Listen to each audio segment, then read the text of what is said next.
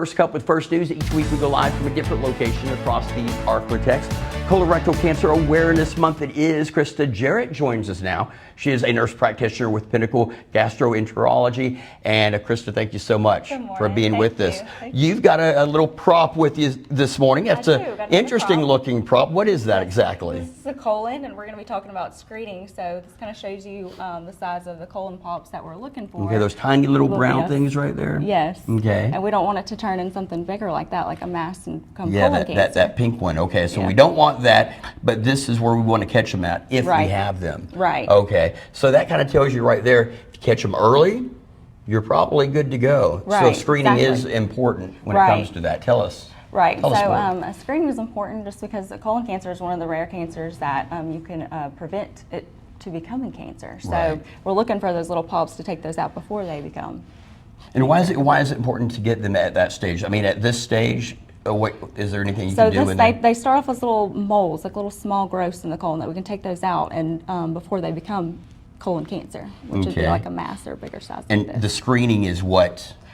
So the age used to be 50, but we've recently lowered it to 45 because we're finding colon polyps in younger people. Like you've probably seen on the news recently, like James Van Der Beek, the actor, was diagnosed with colon cancer and passed away at age 48. Why is it earlier? Why is it more people are coming down with colorectal cancer? Is it the technology's better to find it easier now, or is it just food, over the years, diet, just obesity are some of the risk factors of why we think we're seeing it in earlier ages now. What are some of the things we can do to kind of alleviate some of those odds of coming down with colorectal cancer besides screening?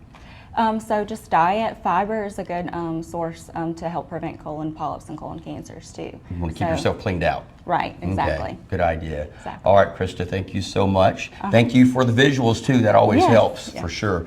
All right, it is First Cup with First News. All right, First Cup with First News. Each week we go live from a different location across the Arklatex. We're over here at Willis, Knighton Health, talking colorectal cancer and getting checked for it. Also, those checkups important as you get older, although the updated age on that now is, they used to say 50. Yeah. Okay. Yeah, now it's 45. Now it's 45. So what Krista was telling us a little earlier. So what are some risk factors, Megan? What are some things that we can watch out for that we can, I guess, not do anymore, or maybe some things that we need to do in our health and our diet to kind of alleviate these polyps and this cancer and colon cancer? Well, so, there's a genetic factor too. So if you have a family history of colon cancer, a family history of colon polyps, it's definitely important to get a colonoscopy. And that's something too, a lot of people just want to do a Cologuard, they don't want to have the colonoscopy, but the colonoscopy is the gold standard. And so really we want to do what's best for our health, right? We want the number one thing. You wouldn't go for a number two thing for your child, so why are you going to go for a number two thing when you could do a number one thing? Exactly. So we really want the best. And so when you do this, it's like anything else, and it's like, when we talk about breast cancer awareness, how early detection is the key. Early detection, colon cancer is where you want to be on that too. For sure. Lifestyle changes. What are some big lifestyle changes that we can kind of take part in to kind of help things along? So a high fiber diet definitely makes a big difference, okay? Less processed foods, kind of whenever you think of eating anything from the grocery store, like the perimeter of the grocery store is really like our better, healthier options. And then in the middle is not really like the best stuff. That's more processed. Okay, all right. So stay away from processed foods, eat healthier. Yeah. Less sugars too, probably, I would imagine. Yeah. That helps definitely. Just be more mindful, physical activity. A sedentary lifestyle increases your risk of a lot of colon cancer, colon polyp issues as well. So just try to be a little bit healthier. Who's most at risk out there? So everybody 45 or older needs to get a colonoscopy, whether you're male or female, everybody. A family history, let's say your family member had colon cancer, you would want to get a colonoscopy 10 years prior to whenever they were diagnosed. Patients with Crohn's or ulcerative colitis, there to increase risk as well. But really, even if you're 30 and you have some stomach issues, you still might want to just get checked out just in case, all right? Okay, thank you, Megan. We appreciate it. We'll talk to you again here soon. Knighton is where we are right now, talking about Colorectal Cancer Awareness Month. And we have joining us now Krista Jarrett. She's a nurse practitioner up here talking about really, we're just talking about colorectal cancer. We're talking about polyps. We're talking this morning also about getting checked. You have to start at a certain age. It's good, 45. 45. What they're saying right, now. Right. It used to be 50, but they kind of lowered that. Right. Because a lot more folks are ending up with colorectal cancer Right. now too, aren't they? At earlier ages, yeah. So symptoms, if we're kind of walking around every day and we're like, I don't have cancer. I mean, can you feel the cancer? Or what are the symptoms that you would Some end up patients with? in early stages of colon cancer won't present with any symptoms, but some of the red flag symptoms that you want to look for is blood in your stool, like black tarry stools, rectal bleeding, unintentional weight loss, and persistent abdominal pain.